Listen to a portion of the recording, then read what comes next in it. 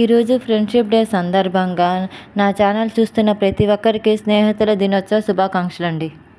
Friendship day సందర్భంగా స్నేహబంధం గురించి మీ అందరితో షేర్ చేసుకోవాలని ఈ వీడియో చేస్తున్నాను. సృష్టిలో గొప్ప బంధం స్నేహబంధం అని నేను అనుకుంటున్నానండి. అది అన్నిటికంటే పవిత్రమైనది కూడా. పురాణాల ప్రకారం అటువంటి స్నేహానికి ప్రతీకలు కృష్ణుడు కుచేలుల స్నేహబంధమేనండి. ఇప్పుడు మనం కృష్ణుడు కుచేలుల స్నేహబంధం గురించి తెలుసుకుందాం. వారి స్నేహం ఎన్ని తరాలకైనా ఆదర్శమేనండి. శ్రీకృష్ణుడు కుచేలుల స్నేహబంధం విడదీయరానిదేనండి. వీరిలాగా ఒకరినొకరు అర్థం చేసుకోగలిగితే ప్రపంచమంతా స్నేహం విరబూస్తుంది. ఇప్పుడు మనం వీరి స్నేహం ఎందుకంత దృఢమైనదో తెలుసుకుందాము. కుచేలుడు శ్రీకృష్ణునికి అత్యంత ప్రియమైన స్నేహితుడండి. ఇద్దరు బాల్యంలో సాందీపుడి దగ్గర విద్యాభ్యాసం చేశారండి.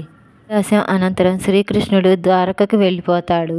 సాందీపుడు తన గ్రామానికి చేరుకుంటాడండి. తన గ్రామానికి వెళ్ళిన తర్వాత పెద్దలందరూ కలిసి అతనికి వివాహం చేస్తారండి. కుచేలుడు అసలు పేరు సుధాముడు అండి. కుచేలుడు అని పేరు ఎలా వచ్చింది అంటే చేలం అంటే వస్త్రం అని అర్థం. కుచేలం అంటే చిరిగిన వస్త్రాలు ధరించేవాడని అర్థం. అందుకనే విద్యాభ్యాసం చేసేటప్పుడు అక్కడ ఉన్న వారందరూ కుచేలుడని పిలిచేవారండి. కుచేలుడు విద్యాభ్యాసం అనంతరం తన ఊరికి వెళ్ళిన తర్వాత పెద్దలందరూ కలిసి అతనికి వివాహం చేస్తారండి. వివాహం తర్వాత తనకు చాలామంది పిల్లలు కూడా కలుగుతారు. బండెడు సంతానంతో దరిద్రబాధ అనుభవిస్తూ ఉంటాడు. తినటానికి తిండి లేక, కట్టుకోవటానికి బట్టలు లేక చాలా అవస్థలు పడుతూ ఉంటాడు. ఈ బాధని చూడలేక కుచేలుడి భార్య కుచేలునికి ఒక సలహా కూడా ఇస్తుందండి. శ్రీకృష్ణుడు మీ బాల్య మిత్రుడే కదా, ఒకసారి ఆయనని దర్శించి సహాయం కోరమని అడుగుతుంది. కుచేలుడు ఎవరి దగ్గర చేయి చాచడన్న విషయం అతని భార్యకు కూడా తెలుసు. తన కోసం కాకపోయినా ఆకలితో అలమటిస్తున్న తమ బిడ్డల కోసమైనా శ్రీకృష్ణుని కోరమంటుంది. ఆలోచించి సుధాముడు సరే అంటాడు. గురువు సాందీపుడు చెప్పినట్లుగా స్నేహితుల వద్దకు కానీ పెద్దల వద్దకు కానీ వెళ్ళినప్పుడు ఉట్టు చేతులతో వెళ్ళకూడదని గురువు చెప్తాడన్నమాట. కృష్ణుడి దగ్గరికి వెళ్ళేటప్పుడు ఏమి బహుమతి తీసుకెళ్ళాలా అని సాందీపుడు ఇల్లు అంతా వెతికి చూస్తాడనమాట. కానీ కుచేలుడి ఇంటి దగ్గర కొన్ని అటుకులు మాత్రమే ఉంటాయి. కుచేలుడు ఆ అటుకులని ఇంటి నుంచి చిరిగిన వస్త్రంలో మూట కట్టుకొని సుధాముడు శ్రీకృష్ణుడి వద్దకు బయలుదేరతాడనమాట. శ్రీకృష్ణుడి రాజ్యాన్ని చూసి సుధాముడు ఇక్కడి వాళ్ళు నన్ను శ్రీకృష్ణుడిని కలవనిస్తారా లేదా అని మనసులో అనుకుంటూ ఉంటాడన్నమాట. శ్రీకృష్ణుడి దర్శనం లభిస్తుందా లేదా అని అనుమానపడుతూ ఉంటాడు కూడా. సుధాముని చూసి శ్రీకృష్ణుడు ఆనందంతో తన అంతఃపురానికి ఆహ్వానిస్తాడనమాట. తన అర్ధాంగి రుక్మిణితో కలిసి సుధాముడి కాళ్ళను ఒక బంగారపు పళ్ళెంలో కాళ్ళు కడిగి ఆ నీళ్లను తన నెత్తి మీద జల్లుకుంటాడు. దాంతో అక్కడి వారందరూ ఆశ్చర్యపోతారన్నమాట.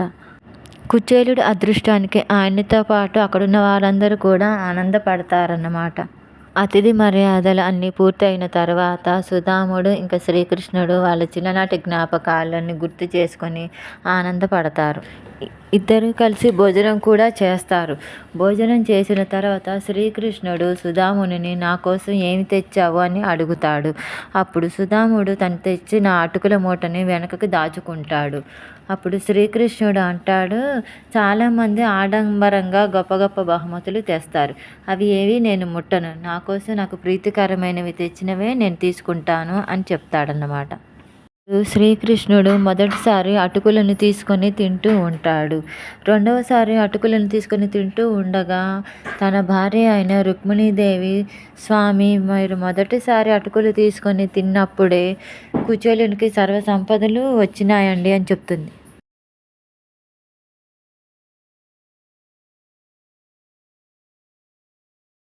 ఆగండి ఇంకా ఈ వీడియో పూర్తి అవ్వలేదండి. నాకు ఊహ తెలిసినప్పటి నుంచి నా బెస్ట్ ఫ్రెండ్ని ఇప్పుడు నేను చూపిస్తాను మీకు. ఈ ఫోటోలో మీకు కనిపిస్తున్న వ్యక్తినే అండి నా బెస్ట్ ఫ్రెండ్. ఆయన ఎవరో కాదు, మా నాన్నగారే. ఒక ఇంటర్వ్యూలో ఎస్పి బాలసుబ్రహ్మణ్యం గారు చెప్పినట్టుగా ఒకరితో మనం ఫ్రెండ్షిప్ చేస్తే వాళ్ళు ఎటువంటి వాళ్ళైనా సరే వాళ్ళ ప్రవర్తనను మార్చటానికైనా మనం ప్రయత్నం చేయాలి. అది చేత కాకపోతే వాళ్ళని భరించాలి అని అన్నారనమాట. ఇది నాకు 100కి 100% కరెక్టే అని అనిపించిందండి. మరి మీకు కూడా అట్లా అనిపించిందా లేదా అని నాకు కామెంట్ రూపంలో తెలియజేయండి. ఇక్కడ నేను మీ అందరితో ఒక మాట షేర్ చేసుకోవాలని అనుకుంటున్నానండి. పుట్టుకతోనే మనకి ఎవరు మిత్రులు కాలేరండి. అలాగే పుట్టుకతోనే మనకి ఎవరు శత్రువులు కూడా కారు.